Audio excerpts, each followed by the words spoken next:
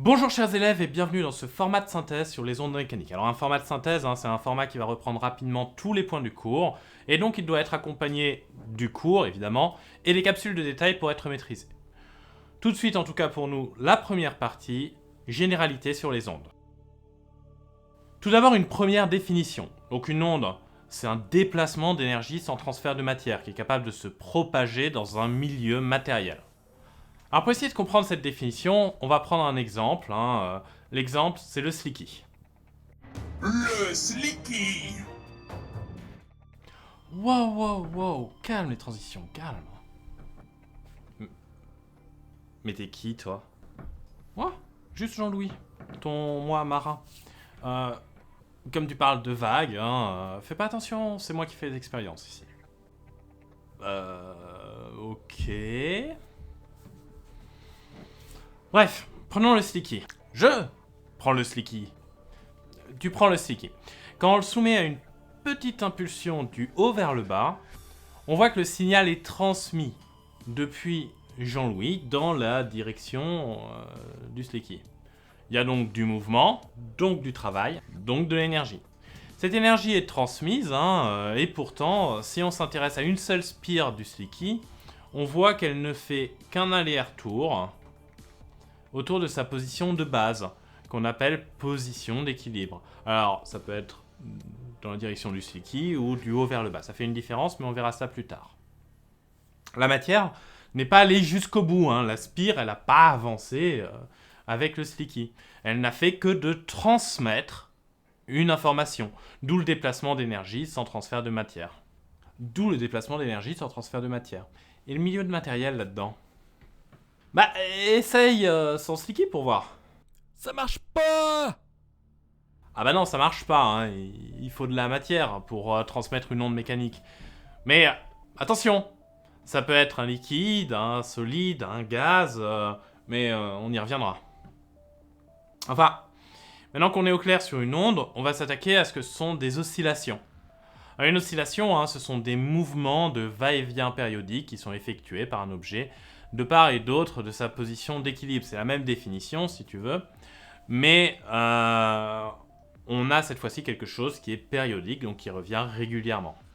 Attends, je visualise pas très bien là. Ouais, pas de souci, on va faire appel à une simulation. La simulation. Donc, ici, j'ai une corde qui est composée de billes de couleur avec laquelle je peux impulser une onde. Comme avec le slicky, on voit que l'onde se déplace dans un sens, mais la corde, elle ne fait que de monter et de descendre. Ah!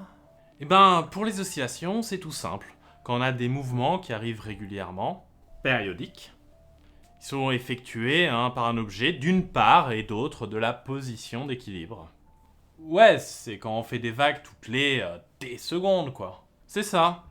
Et d'ailleurs, ce temps d'une oscillation complète, il a un nom, on appelle ça la période. Donc, par exemple, ici, on a une oscillation toutes les t égale 2 secondes. Mais c'est pas une unité qui est très pratique, parce que c'est souvent très petit, du coup en général on utilise une autre notion, la fréquence, soit le nombre d'oscillations par seconde. Attends, si je te suis bien... Si la période, c'est le temps entre deux ondes, que la fréquence, c'est le nombre d'ondes par seconde, alors la période, c'est l'inverse de la fréquence, donc F est égal à 1 sur T, ou T1 sur F. C'est ça. C'est simple, non? Non. Ok, on va imager pour mieux comprendre. Le son, c'est une onde. Tu me suis jusque-là? Ouais, je savais pas, mais d'accord. Si on fait 440 impulsions par seconde, ça donne ça. Attends, oui, c'est une note de musique. Ah là d'ailleurs.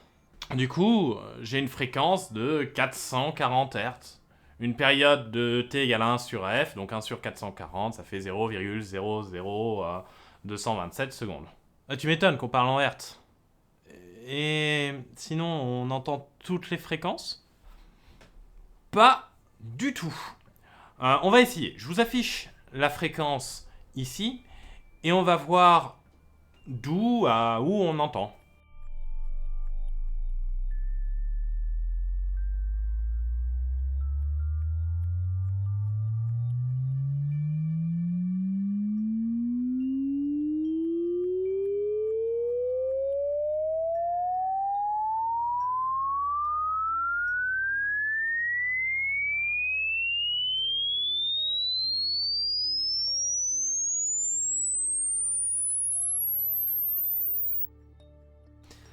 Ah, mais c'est hyper désagréable en fait. Ah, peut-être, mais du coup, on sait qu'on entend à peu près de 20 à 20 000 Hz. Plus on vieillit, moins on entend les hautes fréquences. Moi, par exemple, j'entends plus le 18 000 Hz. En fait, tous les animaux n'entendent pas les mêmes bruits.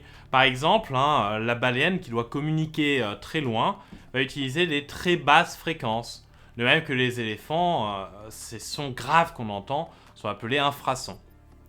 Par contre, les chauves-souris entendent très bien les hautes fréquences, puisqu'elles s'en servent pour se déplacer, et on appelle ces hautes fréquences les ultrasons. Ok, mais ça change quoi si un son est fort? La fréquence change? Non, un La. Fort, c'est toujours un La. Ce qui change, ce n'est pas la fréquence, c'est l'amplitude. Si je reprends la simulation de tout à l'heure, je peux donner un signal initial qui est plus fort, en bougeant la corde plus ou moins. L'élongation, c'est-à-dire l'écart d'une bille par rapport à son point d'équilibre, varie davantage. Pour avoir un maximum, qu'on appelle une amplitude plus ou moins grande.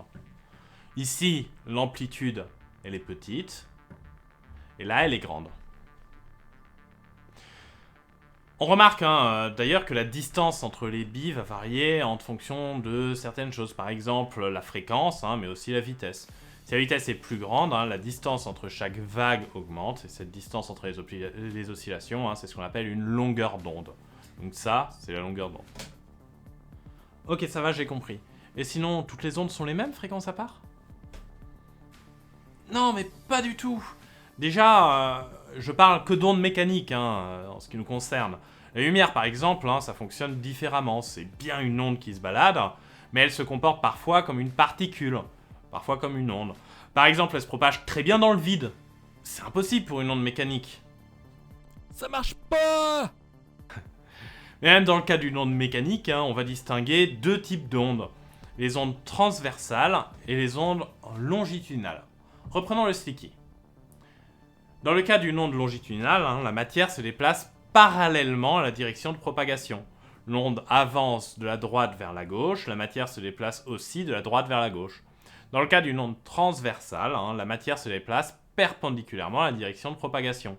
L'onde avance de la droite vers la gauche, la matière se déplace du haut vers le bas. Ok, c'est pas clair. T'as du concret? Ouais, mais cette fois-ci, je vais avoir besoin d'une super simulation.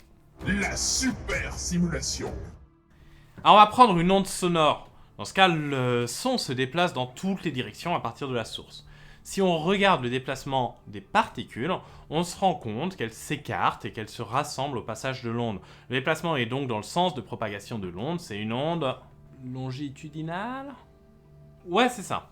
Et au contraire, quand on regarde une vague, si je regarde un point, je vois qu'il monte et qu'il descend, tandis que l'onde avance horizontalement. C'est donc une onde transversale. Voilà, c'est ça. Alors, franchement, là, ça commence à faire beaucoup de choses. Ouais, tout à fait. Il est temps de faire une pause. En tout cas, voici toutes les notions qu'on a vues dans cette vidéo. Elles sont toutes dans le cours, donc n'hésitez pas à vous y référer. Et en attendant, bon travail à tous. Et bon courage surtout.